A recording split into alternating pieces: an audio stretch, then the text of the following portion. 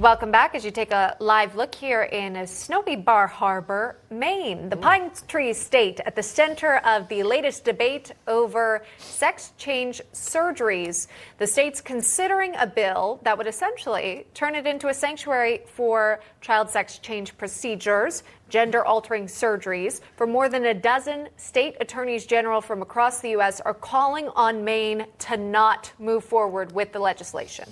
16, in fact, 16 Republican attorneys general warning Maine, calling the bill unconstitutional. In a letter to the Maine Attorney General, Governor Janet Mills, and top state legislative leaders in the state legislature, they say the bill, known as LD 227, would impose Maine's views on other parts of the country and shield medical providers assisting with sex changes from out-of-state liability lawsuits. Austin Knudsen is the Attorney General of Montana. Laurel Libby is a Maine state representative. She's one of those who discovered this bill and flagged the Attorney General on that. We appreciate both of you coming on, and thank you for that. State Rep Libby, can I start with you? You are submitting another letter to the governor of Maine today, if we're not mistaken. Can you talk about that letter? We have some of it here. Can you talk about this here? Yeah, absolutely. You know, I'm not just a state legislator, I'm also a mom of 5 kids and a nurse. And I think we really should be focusing on protecting Maine children and protecting children across the U.S. because this bill would affect children, parents, parental rights in all 50 states. So recently, the United Kingdom banned the use of puberty blockers in minors. And this is some of the latest research coming out. So this bill is not a problem just from the standpoint of parental rights, but scientifically, we should be looking into what the UK is doing. And so this letter is written to Governor Mills, asking her to look at the UK decision and oppose this legislation as we work to protect Maine children instead of expanding access to puberty blockers, but following the science and rejecting that instead. Yeah, I remember when that story came out from the UK. We brought it to our viewers there. Maybe sort of ensuring a sense that there needs to be additional conversation, because if kids in the U.S. have the green light to go ahead with these surgeries, why wouldn't it be the same for those in the U.K.? Clearly, they see concerns about it. And that's where we bring in the Attorney General, Knudsen, here. Again, you and several of your other colleagues from other states take issue with this Maine bill. Can you talk to us about why you oppose it?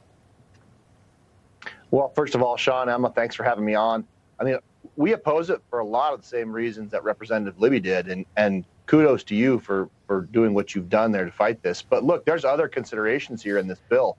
There's serious federalism concerns here.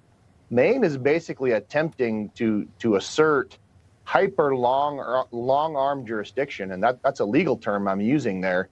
But they're basically asserting that Maine law will apply if states like Montana were to investigate doctors or families who were doing this sort of tourism to Maine to have their children undergo these dangerous procedures. I mean, first of all, we know these procedures are not good science. We know they're harmful for kids. You're seeing more and more European countries get away from these kind of surgeries and even do outright bans. But what's really legally concerning here is Maine is attempting to say, well, you know, Montana or Tennessee or whoever, if you investigate this, you're going to be subject to lawsuit in Maine.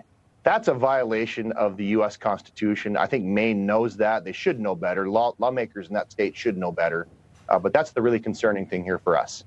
Maine's Attorney General Aaron Fay did respond to the letter saying, quote, unfortunately, shield laws have become necessary due to efforts in some objecting states to punish beyond their borders lawful behavior that occurs in Maine and other states. Harmony between our states would be best preserved and promoted by the exercise of restraint by all parties seeking to control healthcare-related policy choices in other states. On top of that, Tennessee Attorney General Jonathan Skrmetti was on our program this week. He is leading the GOP effort here. Here's what he had to say in response.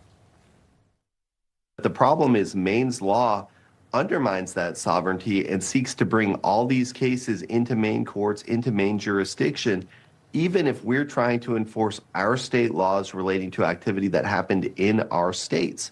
And so he's saying Maine needs this shield law to push back, but the shield law itself is the intrusion into other states' sovereignty that creates the constitutional problem. All right, and apologies, Maine's Attorney General Aaron Frey issuing that letter, Scrimetti, the AG there in Tennessee, responding. State Rep Libby, can we get your thoughts on that? Yeah, absolutely. The bottom line is the question here is parental rights. And no state, whether it's Maine or any other state, is better equipped to make decisions on behalf of their children than parents are, whether that's parents in Maine, parents in Georgia, parents in Montana.